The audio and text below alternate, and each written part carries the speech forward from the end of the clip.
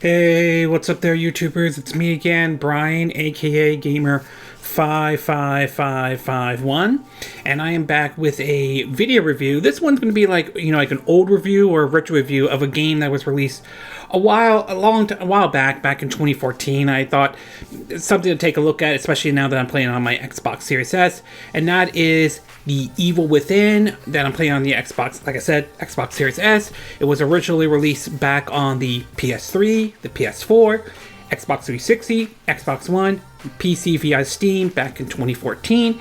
And if you're interested in any gameplay footage of the game, I'll have a link down in the description down below, or you can click on the card that will appear up on this video though.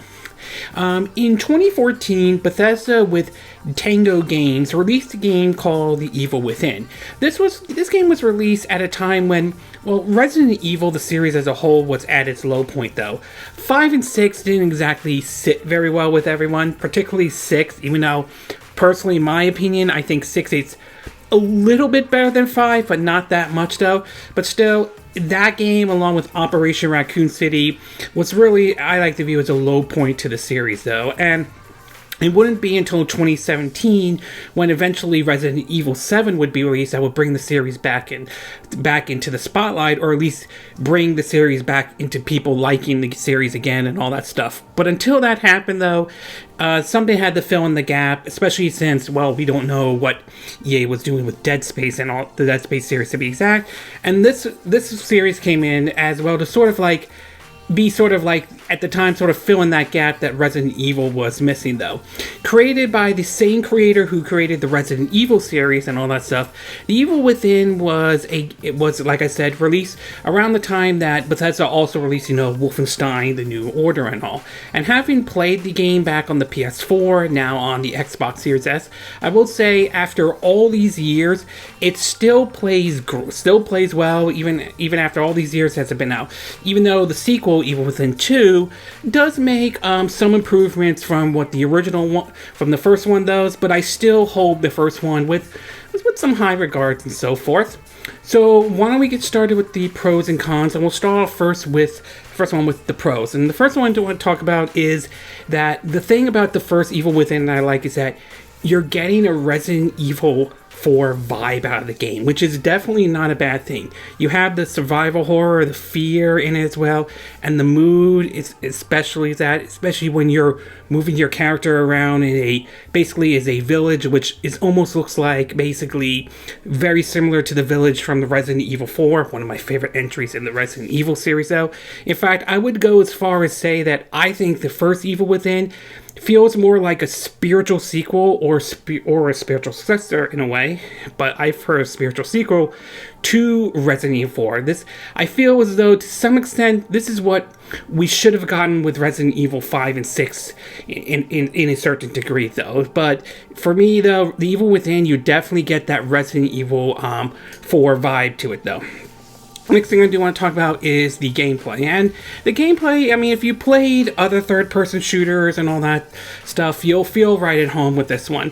This one follows the same over-the-shoulder camera approach that, other third-person games have done before. You can assign weapons or items to, the D-pad in terms for a quick selection, rather than like it was in Resident Evil 4, where you had to sort of, although I don't think it was as bad, you still had to find space in your item cache and all that stuff. Certainly better than that whole item box stuff, which I'll be honest with you, as much as I like the Resident Evil 2 and 3, and especially the remakes in the old Resident Evil game, I'm not a big fan of the whole item box thing. I'm not really that big fan of that stuff. I prefer what they do in Evil Within or Resident Evil 4 over that. So you have all that stuff, and you also have different, enemies.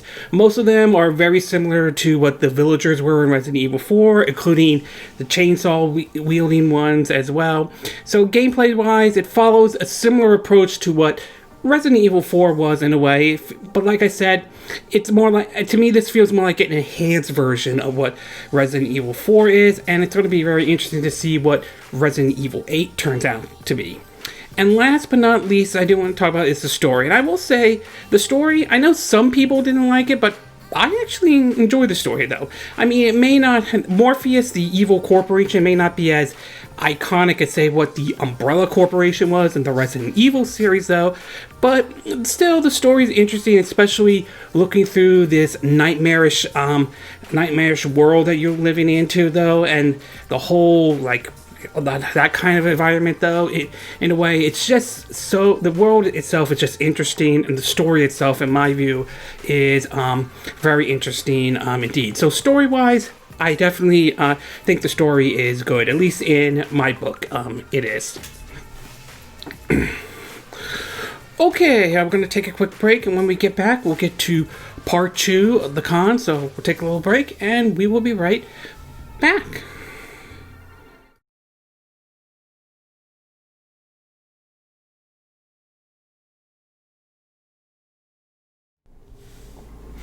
Okay, and we are back with part 2 of my video review of The Evil Within on the Xbox Series S. As I originally said, this game was originally released on the PS3, PS4, 360, Xbox One, and PC via Steam back in 2014 and all. So now that I gave you the pros, why don't we get started with the cons? And there are 3 cons I could think of based on my time or having played The Evil Within. And one that I won't consider it a big con, though, but it is certainly something to keep in mind if you decide to, if you have the Xbox Series S and you decide to buy this game through the Microsoft Store and all that stuff. It's worth keeping in mind, though. The first thing I want to talk about is that the game, like I said before, I enjoy the game and all that stuff, but I will say that at the beginning, the game kind of gets off to somewhat of a slow start as you move your character Sebastian through, you know, the Beacon Hill Hospital and all that. It basically, it's more like a story-driven part, which I'm not as bothered by this, but it may not be for everyone. The action really doesn't pick up until around when you start going into sort of Chapter 2 and all that stuff. That's when you start going into what I like to view the Resident Evil 4 style gameplay. This one is just, you know, you're just moving the story along and all that stuff. So I will say it gets off to a slow start, though. That's not a bad thing, but it is worth pointing out. And to me, the action really didn't pick up until you got to, like, say, Chapter 2, though.